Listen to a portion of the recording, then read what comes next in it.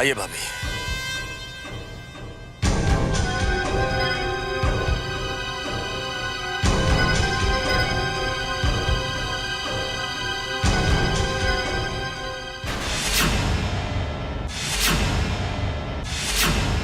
Surprise.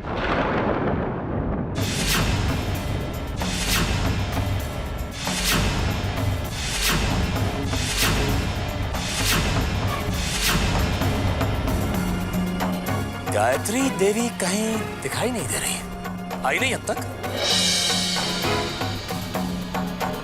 क्या हुआ, चुप क्यों हो गई? कह दो कि मैं झूठ बोल रहा हूं। तुम ये भी कह सकती हो कि तुम यहां खुली हवा खाने के लिए आई हो, पर किस मुंह से कहोगी? I mean, वृंदा के मुंह से या फिर संध्या के मुंह से? बेसिकली आज खेल खत्म हुआ है। Finally the game is over संध्या।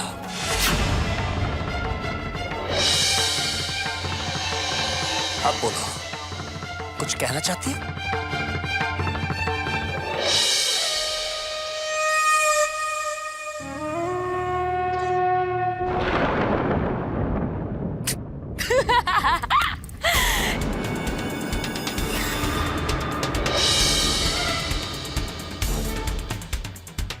चल चिकने बाहर आ जा।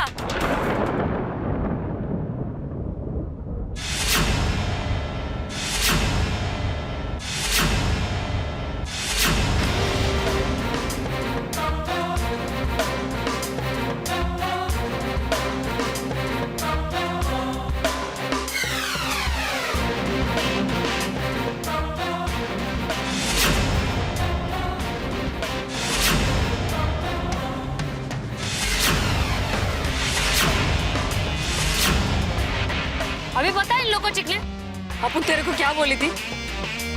Shame on you guys. Shame on you. आप तो अपनी हरकतों से बाज नहीं आओगे ना चाचू। और मॉम आप भी इनकी बातों में आना बंद नहीं करोगी। You know what? वृंदा ने मुझे पहले ही बता दिया था कि चाचू किसी और को गायत्री देवी बनाकर इसे फोन करवा रहे हैं।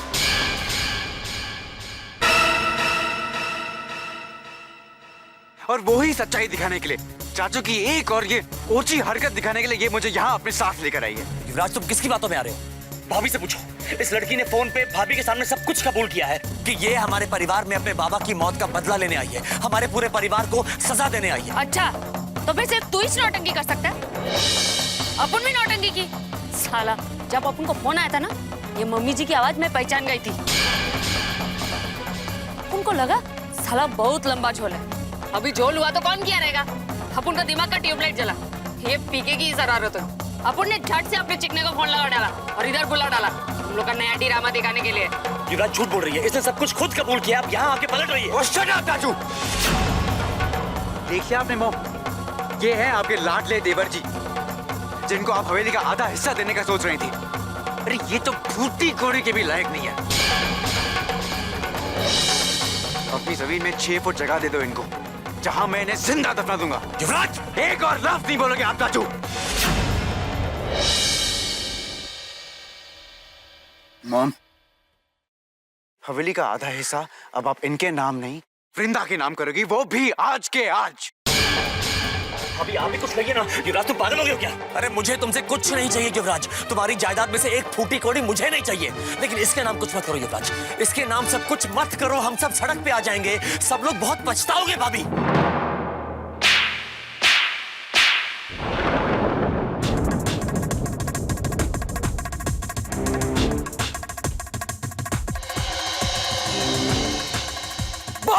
बहुत हो गया, बहुत कह दिया तुमने और बहुत सुन लिया मैंने। युवराज बिल्कुल ठीक कहता था। तुम पर बार बार भरोसा करके बहुत बड़ी गलती की है मैंने, लेकिन बस अब और नहीं, बिल्कुल नहीं।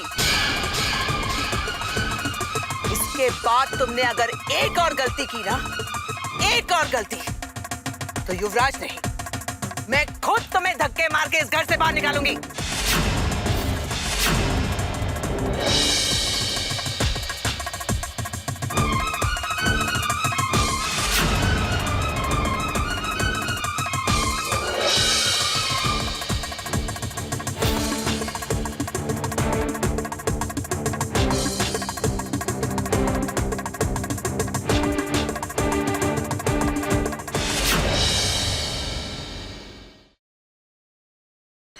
आओ दामोदर, मुझे तुमसे एक बहुत जरूरी बात करनी है। कहीं दीदी को मेरी असलियत का पता तो नहीं चल गया? जेल में जेलर पीटता था और यहाँ पे ये पीटेंगी? हाँ हाँ दीदी बोलो, क्या बात है? दामोदर, जो मैं तुमसे कहने जा रही हूँ उसे ध्यान से सुनो। जिस लड़की को तुम संध्या समझ रहे हो, I mean, जिस लड़की को संध्या कहकर तुमसे इंट्रोड्यूस करवाया गया है, वो उसकी असली पत्नी संध्या नहीं, उसकी हमशक्ल है।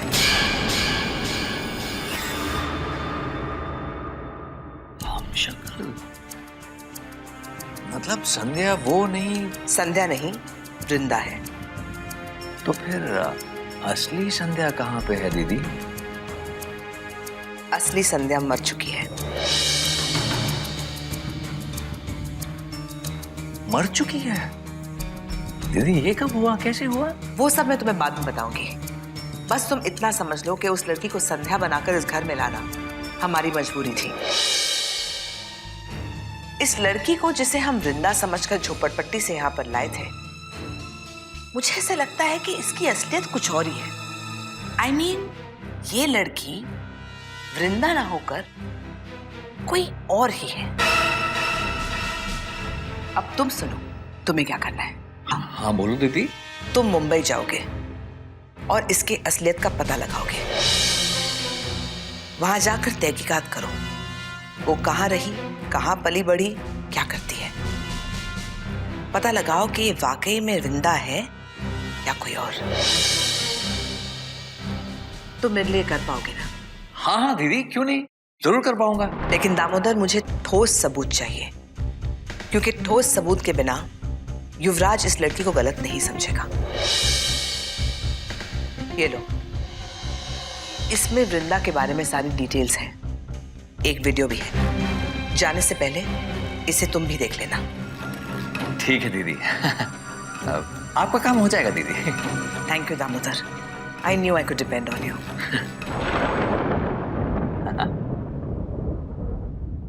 हाँ दीदी, क्या बात है दामोदर, जागीरदार बैंक का एटीएम कार्ड तेरे हाथ लग गया। बस अब ये पता चल जाए कि इन लोगों को डुप्लीकेट बहू लाने की क्या जरूरत पड़ गई थी, तो फिर एटीएम का पिन भी तेरे हाथ लग जाए। क्या बात है, सही जगह सही वक्त पर टपका है तू दामोदर।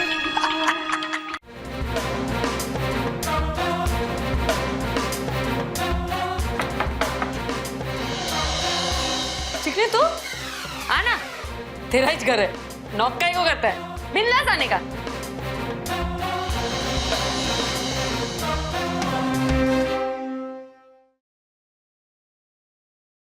बोल, कुछ काम था?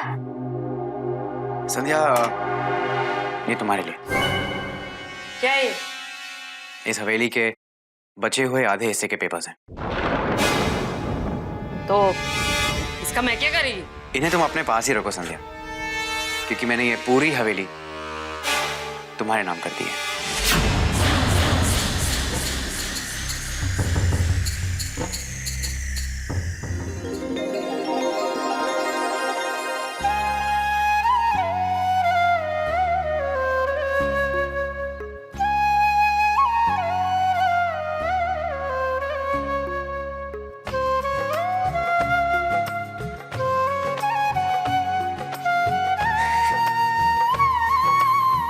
संध्या, ये अभी बोल, लग रही ना अपन मस्त पिघले, अभी खुश। I can't believe this. तुमने मेरे लिए इतना कुछ किया। मैं कितना खुश हूँ, मैं तुम्हें बता नहीं सकता हूँ संध्या। क्या रे चिकने, अपन तेरे को प्रॉमिस की थी ना, अपन तेरे को बच्चा देगी। अभी साला 7 महीना हो गया, पेट बाहर नहीं निकलेगा तो बच्चा किधर जाएगा? नहीं, अभी बोल, कैसी लग रही अपन? तेरे को बना एकदम हट्टा कट्टा बच्चा देने वाली है तेरे को। अरे क्या हो संध्या? लात मारता है तेरा बच्चा।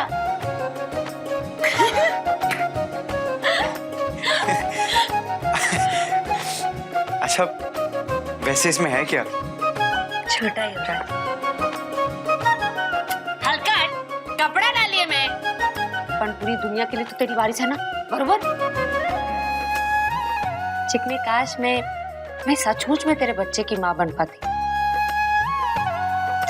जैसा भी है तो दिल का बहुत अच्छा है। पर एक बात याद रखने का, अभी इसके आगे जब भी तू इस कमरे में आएगा ना, नॉक करके आने का। अभी क्या है, ये घर तेरा नहीं है, अपुन का है। जोकिंग रे, क्या तू भी चिकने। वैसे चिकने थैंक यू तेरा, तूने साला पूरा का पूरा हवेली अपुन के नाम कर दिया।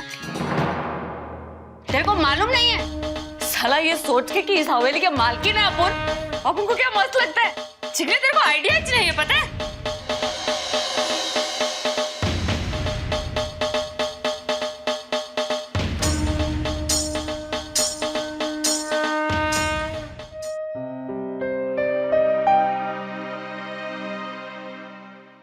सुन्नी, एक बात पूछूं तुमसे? सुनी, जब से ये संध्या इस परिवार में वापस आई है, ये वापस आके क्या प्रूव करना चाहती है? मैं इतने दिनों से सोच रहा हूं, सोच के परेशान हो गया हूं कि आखिर सुनी क्या मकसद होगा इसके वापस आने का? क्या मकसद हो सकता है? मैं मानता हूं कि जो कुछ भी इसके साथ हुआ है वो गलत हुआ, मैं मानता हूं, लेकिन सुनिए, उसका अकेले मैं ही तो जिम्मेदार नहीं हूं ना। युवराज भी है, प्रभावती भाभी भी है, तो सिर्फ मुझे ही क्यों जलील करती रहती है? अगर उसे सजा देनी है तो उन सबको भी देना, पर व्हाई मी ऑलवेज? अब उसके बारे में बात ना करे तो अच्छा है। दरअसल वो जागीरदार परिवार की आप सब लोगों की एकता तोड़ना चाहती है और धीरे धीरे सारी जायदाद और सारी प्रॉपर्टी को अपने नाम पे करना चाहती है। और ये सब पता है वो क्यों कर रही है? क्यों? ताकि जब वो पूरे परिवार पर अपने बाबा की मौत का केस कर सके, तब पैसे और पावर के दम पर जागीरदार परिवार कुछ ना कर सके और इस केस से भी ना छूट पाए। ओह, तो अब समझ में आया कि इस लड़की के वापस आने का मकसद क्या है। Very very smart Indeed. और एक बार उसने ये सब कुछ हासिल कर लिया, उसके बाद वो जागीरदार परिवार पे अपने बाबा की मौत का मुकदमा करेगी। अब समझ में आया इसका प्लान, अब समझ।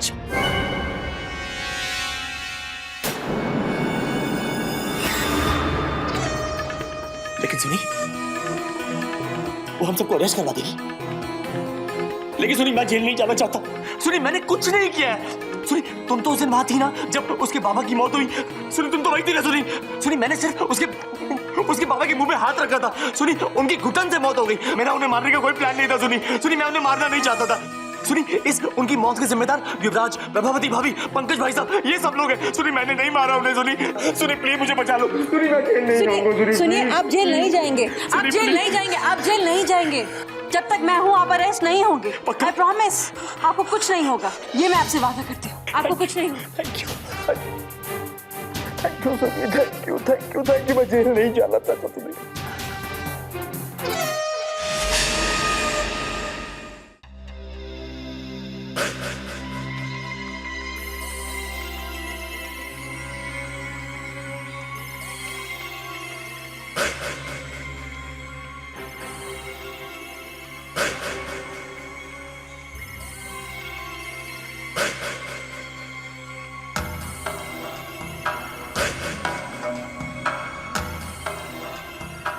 तो पकिया, ये गूंगे को साथ में लेके तू इधर ही रुक जा ग्वालियर में, और वो दामोदर की हर हरकत पे नजर रख।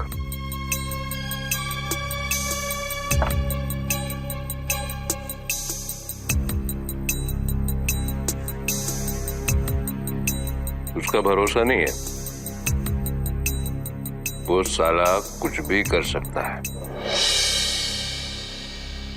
तो तुम दोनों इधर ही रुक जाओ और उसकी हर हरकत पे नजर रखो। ठीक है दादा, हम उसकी बहन की हवेली के पास ही कोई रहने का ठिकाना देखते हैं और जरूरत पड़ी तो हवेली के भीतर जाने की कोशिश भी करेंगे।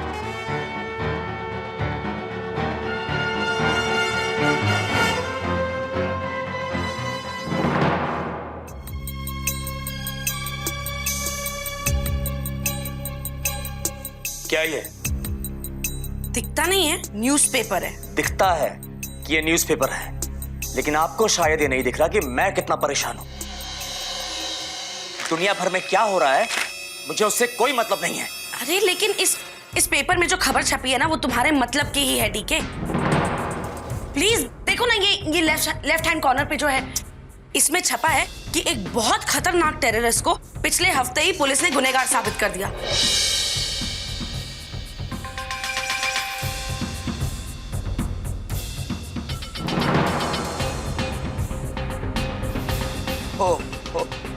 ओ, तो आप यहाँ मेरा मजाक बनाने आई हैं? हाँ? आप मेरी तुलना एक आतंकवादी से कर रही हैं? What is wrong with you, DK? तुम्हारा दिमाग खराब हो गया? हमेशा पूरी बात सुने बगैर ही ना अपनी बकवास शुरू कर देते हो। आदत से मजबूर हो ना तुम। अब इसमें यह लिखा है कि जिस टेररिस्ट को पुलिस ने पकड़ा, वो टेररिस्ट के पीछे पुलिस कितने महीनों से पड़ी थी कि वो सच बोले, लेकिन वो बोल ही नहीं रहा था। उसे महीनों तक लॉकअप में बंद रखा, उस पर वो क्या कहते 3rd डिग्री टॉर्चर तक किया, लेकिन ना वो तो सच बोलने को तैयार ही नहीं था। ढीठ था ना, तुम्हारी तरह। एनीवे, फाइनली पुलिस कामयाब हो गई उसका मुंह खुलवाने में और उससे सच उगलवाने में। पूछो कैसे? पूछो ना। नार्को टेस्ट के जरिए। अब नार्को टेस्ट क्या होता है ये तो तुम जानते ही होगे, इतने चालाक जो हो तुम। फिर भी मैं बताती हूँ। नार्को टेस्ट में क्या होता है ना, वो आदमी को इंजेक्शन देते हैं, फिर आदमी ना पूरी तरह होश में रहता है और ना ही पूरी तरह बेहोश। यूं कह लो कि उसकी सोच समझ बिल्कुल उसके काबू में नहीं रहती, लेकिन उसके बावजूद वो जो अपने मुंह से उगलता है सिवाय सच और कुछ नहीं बोलता। और ये टेस्ट मुजरिमों पर ही किया जाता है ताकि उनसे सिर्फ वो सच उगलवा सके। कितनी इंटरेस्टिंग बात है। हाँ, आपको पता ही नहीं कि आपने सच बोला, लेकिन आपने सारा सच बोल दिया। हो गया। नार्को टेस्ट क्या होता है मैं अच्छी तरह जानता हूँ, और ये आतंकवादी मेरा कोई रिश्तेदार नहीं है जो इसकी राम कहानी मुझे सुना रही हैं आप। गॉड, तुम्हारा रिश्तेदार नहीं लगता है वो आतंकवादी, लेकिन संध्या के साथ तुम्हारा जो रिश्ता है, उस रिश्ते की बैंड बजाने के लिए ये नार्को टेस्ट ब्रह्मास्त्र की तरह काम आएगा तुम्हारे। Do you get my point mister DK?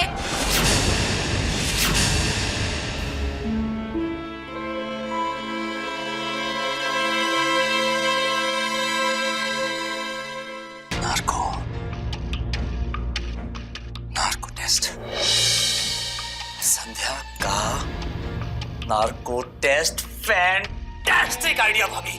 ना वो होश में होगी और ना ही बेहोश, और हम उससे जो सवाल पूछेंगे उनका सच्चा जवाब वो सबके सामने देगी। What an idea, what an idea. You are too good bhabhi. अरे बाबा, इतना मत उछलो। पहले तो हमें ये पता लगवाना है कि ये नार्को टेस्ट संध्या पे हम करवाएंगे कहाँ पर। अरे उसकी चिंता आप क्यों करती हैं? मेरा एक दोस्त है अनमोल, वो इसी डिपार्टमेंट में काम करता है।